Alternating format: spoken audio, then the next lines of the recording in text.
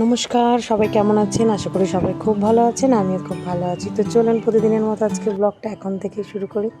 আজকে বৃহস্পতিবার, মা লক্ষ্মীর পূজা শুরু করেছি স্নান-টান সেরেই। কিন্তু আজকে সবথেকে বড় কাজ করব, যেটা আমার গোপাল ঠাকুরটাকে একটু জামাটা চেঞ্জ করব। প্রচণ্ড গরম পড়ে গেছে, তার উপরেই ঝকঝকে চিকচিকে একটা জামা পরেছিল আমার গোপালটা। গতকাল তো আপনাদেরকে দেখিয়েছি গোপালের জন্য একটা জামা নিয়ে এসেছি। তো সেই জামা দুটোর মধ্যেই একটা জামা আজকে গোপালকে পরিয়ে দেবো। দেখতে দেখতে বেশ গরম পড়ে গেছে, আর সত্যি কথা বলতে এরকম নতুন জামা আমি গোপালকে পয়লা বৈশাখেই পরাই। সুতির জামা পয়লা বৈশাখে পরিয়ে দিই, তাতে বেশ পয়লা বৈশাখের নতুন একটা জামাও হলো নতুন বছরের, আর সেটা সুতিরও হলো গরমের সময়। কিন্তু এবছর অনেকটা আগে থেকেই পরাচ্ছি, কারণটা নিশ্চয়ই আপনারা বুঝতেই পেরেছেন। কারণ কখন কী সিচুয়েশানে আমি থাকবো সেটা আমি নিজেও জানি না। আর আমার ঠাকুরকে আমি না সুন্দর করে সাজিয়ে টাজিয়ে রাখলে আমার আবার ভালো লাগে না। তাই বেশি দিন তো হাতে নেই, তাই গোপালটাকে সুন্দর করে আমি সাজিয়ে দিলাম। তবে আর মুটুক টুটুক পরাবো না জানেন, কারণ বড্ড গরম পড়ে গেছে, তো তাই শুধু ওর উপর চেনটাই ওর গলায় পরিয়ে দিলাম, আর ওর বাঁশিটা ওর কোমরে দিয়ে দিলাম। আর আলাদা করে কিছু দিলাম না জানেন। আর ময়ূরের পালকটা মুটুকের মধ্যে থেকে একটা খুলে নিয়ে চুলের মধ্যে লাগিয়ে দিলাম। ব্যাস, এরকম সিম্পলভাবেই গরমকালটা কাটাবেও। আজকেও জবা ফুল অনেক ফুটেছে, কাকা দিয়ে গেছে। আর যার জন্যেই এখন আমি একদমই আর গাঁদা ফুল নিচ্ছি না।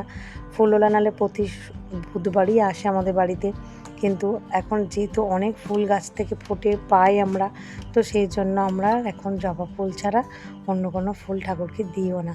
মানে এমনি যেগুলো ঘরোয়া ফুল পাই সেগুলো দিয়েই পূজা সারি। গাঁদা ফুল তো সুন্দর দেখতেও লাগে, বেশ কিছুদিন থাকেও, কিন্তু শীতকালে সেটা ফুল পাওয়া যায় না বলে ভালো লাগে দিয়ে রাখতে। কিন্তু এখন যেহেতু প্রতিদিন এক চুবড়ি করে ফুল হচ্ছে, আপনার না মনেই হবে যে বাসি ফুলগুলো ঠাকুরের কাছ থেকে সরিয়ে দিই। তাহলে বেকার বেকার পয়সা দিয়ে ফুলগুলো কিনে লাভ নেই, তাই না? তাই এরকম জবা ফুল দিয়ে সাজিয়ে দিয়েছি।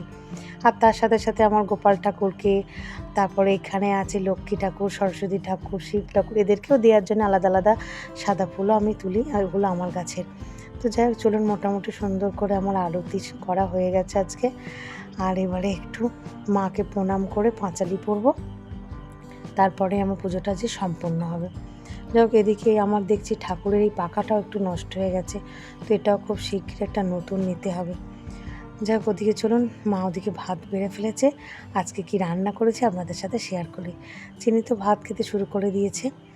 আজকে নিম বেগুন ভাজা, নিম পাতা নয় কিন্তু ফুল দিয়েই ভাজা, আর দারুণ খেতে লাগে আমার এটা, তাই আজও বানিয়ে নিয়েছি। আর তার সাথে আছে একটু চিচিঙে চচ্চড়ি, আর সাথে আছে বেগুনের সর্ষে পোস্ত বাটা দিয়ে ঝাল। আজকে যেহেতু বৃহস্পতিবার আমাদের নিরামিষ। আর আপনাদের মনে হচ্ছে প্রতিদিন এরকম পাতায় করে ভাত খাচ্ছে কেন?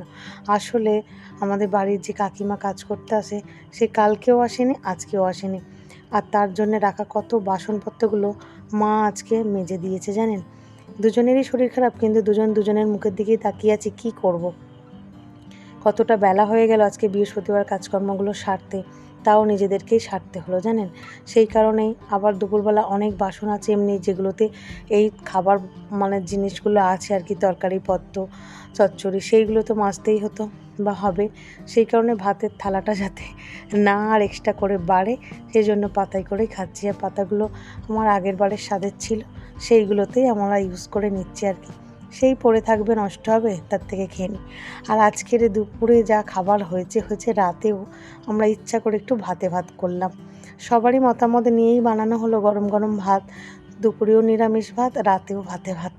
আসলে কালকে আবার রামনবমী, সেই কারণে সারা দিনটাই সবাই শুকনো শাকনা খাবার খাওয়া হবে।